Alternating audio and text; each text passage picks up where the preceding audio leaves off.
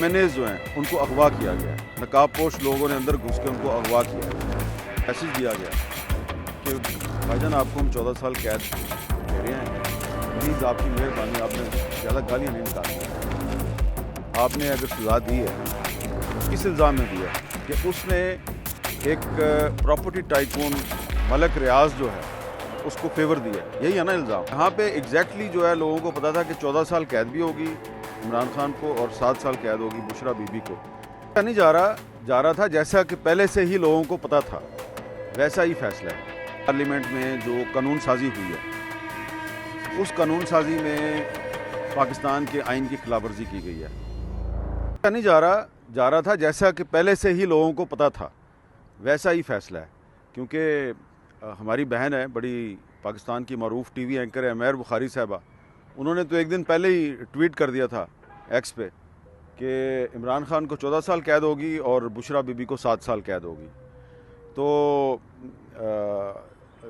ججوں کے فیصلے پاکستان میں پریڈکٹیبل ہوتے ہیں، اس لیے کہ سپریم کورٹ کی ججمنٹس بھی جو ہیں کبھی کبھی ان کی بھی لوگ جو ہے پشین گوئی کر دیتے ہیں کہ جی اس طرح کا فیصلہ آئے گا، لیکن یہاں پہ ایگزیکٹلی جو ہے لوگوں کو پتا تھا کہ 14 سال قید بھی ہوگی عمران خان کو اور 7 سال قید ہوگی بشرا بی بی کو۔ اس کی بہت سی وجوہات ہیں، ایک تو وجہ یہ تھی کہ جج صاحب بار بار اس فیصلے کو مؤخر کر رہے تھے۔ اب جب فیصلہ ایک دفعہ نہیں، 2 دفعہ نہیں، 3 دفعہ مؤخر ہوا تو وہ فوکس ہو گیا، اور جو جرنلسٹ ہیں انہوں نے پتہ لگانا شروع کیا کہ فیصلے میں ہے کیا۔ اور اس کے بعد پھر جب جیل میں تقریباً 7-8 دن پہلے عمران خان صاحب کو یہ میسج دیا گیا کہ بھائی جان آپ کو ہم 14 سال قید دے رہے ہیں، پلیز آپ کی مہربانی، آپ نے زیادہ گالیاں نہیں نکالنی ہمیں، تو عمران خان صاحب جو ہیں وہ ہنس پڑے۔ انہوں نے کہا یار یہ کس قسم کا تم میسج لے کے آئے ہو کہ مجھے قید بھی ہونی ہے اور گالیاں بھی نہیں دینی۔ انہوں نے کہا ہاں جی بس ہمیں جو میسج دیا گیا وہ بس یہی ہے کہ آپ کو 14 سال قید ہوگی اور گالیاں نہیں دینی۔ انہوں نے کہا میں تو گالیاں نہیں دیتا، میں تو جیل میں بیٹھا ہوں۔ انہوں نے کہا نہیں، وہ کہنے کا مطلب یہ ہے کہ وہ جو سوشل میڈیا پہ کمپین ہوتی ہے نا وہ نہیں ہونی چاہیے۔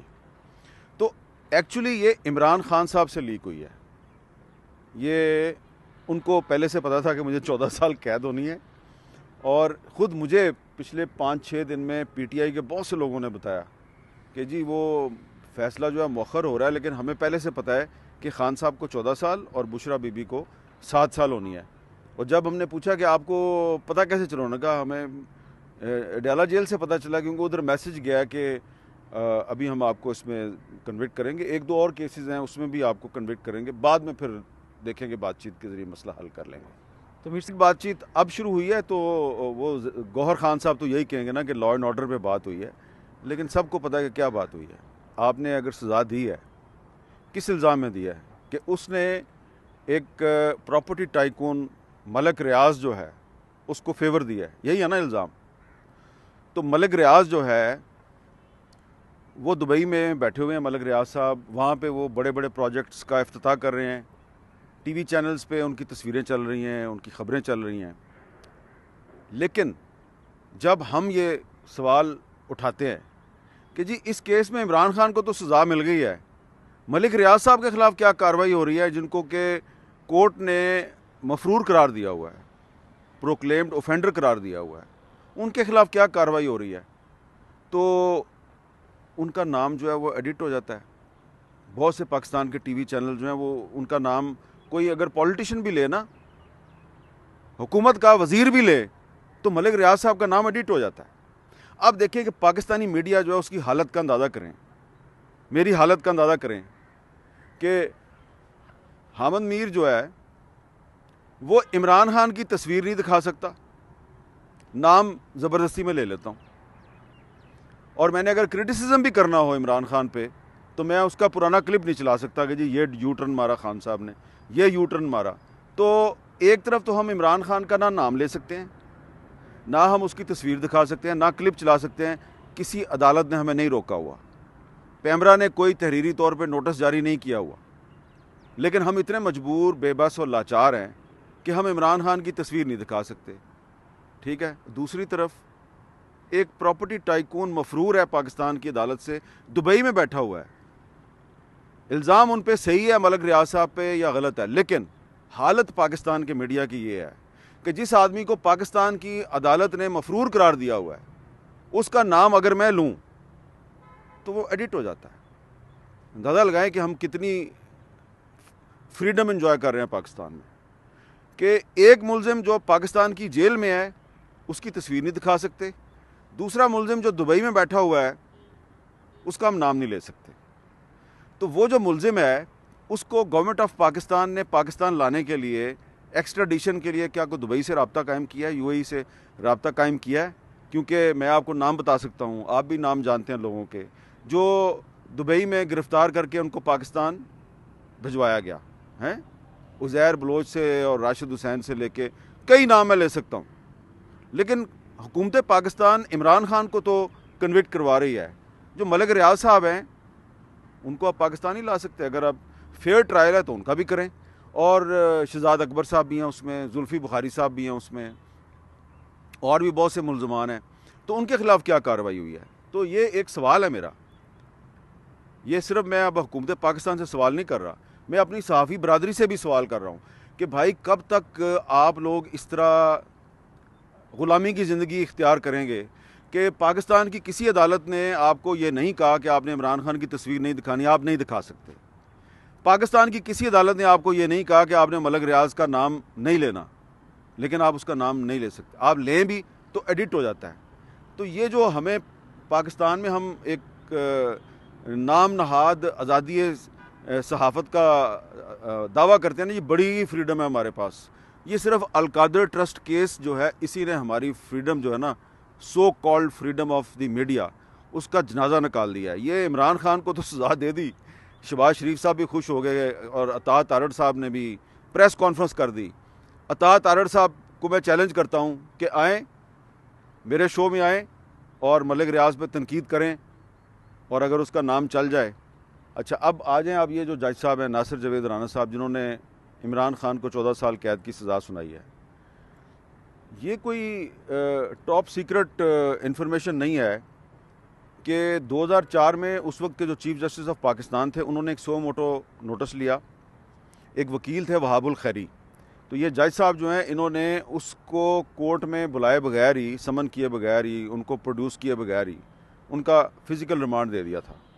تو وہ ایک بہت قابل احترام وکیل تھے. تو چیف جسٹس نے سو موٹو ایکشن لیا اور اس جج کو بلایا کہ بھئی وہ تو آیا ہی نہیں کورٹ میں, تو تم نے کیسے فزیکل ریمانڈ دے دیا. اس کی ہیئرنگ ہوئی, اور اس کے بعد سپریم کورٹ آف پاکستان نے یہ جج ناصر جاوید رانا اس کی جوڈیشل پاورز کو وڈرا کیا اور اس کو unfit for the judicial service declare کیا 2004 میں مشرف کے دور میں.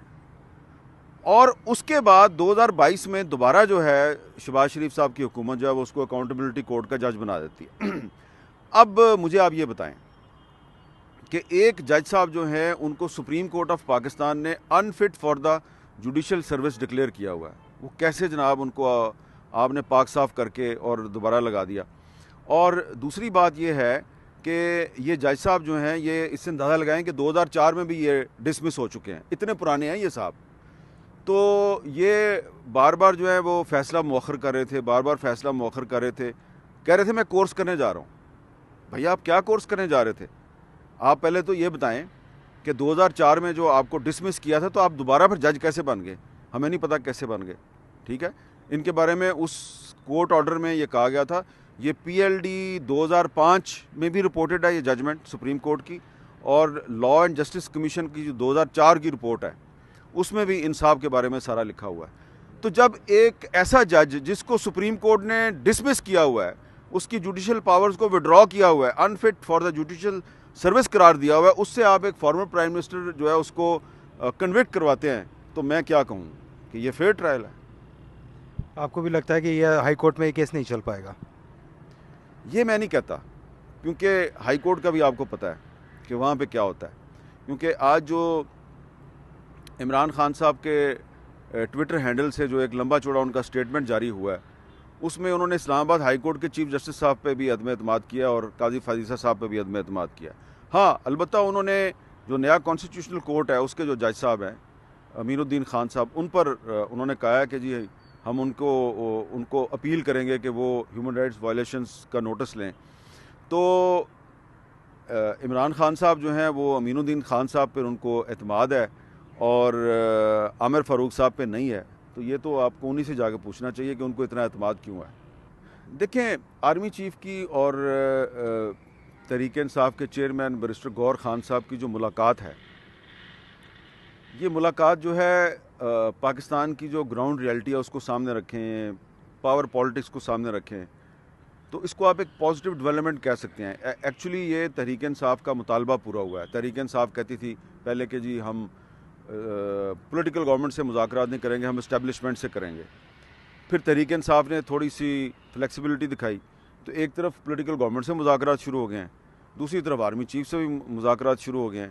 ویسے جو آرمی چیف سے جو میٹنگ ہوئی وہ کافی تفصیلی میٹنگ تھی اور اس میں ایک وزیر صاحب بھی موجود تھے.